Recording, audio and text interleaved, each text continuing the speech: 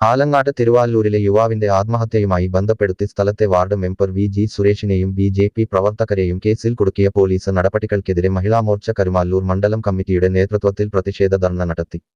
കോട്ടപ്പുറത്തുള്ള Aluva west police സ്റ്റേഷന് സമീപത്ത് നടത്തിയ പ്രതിഷേധ ധർണ നാഷണൽ കൗൺസിൽ അംഗം PM വേലായുധൻ ഉദ്ഘാടനം ചെയ്തു. മഹിളാമോർച്ച കരുമാല്ലൂർ മണ്ഡലം പ്രസിഡന്റ് മായ പ്രകാശൻ അധ്യക്ഷത വഹിച്ചു. പരിപാടിയിൽ മഹിളാമോർച്ച ജില്ലാ പ്രസിഡന്റ് ലേഖ നായക്ക് മുഖ്യപ്രഭാഷണം നടത്തി.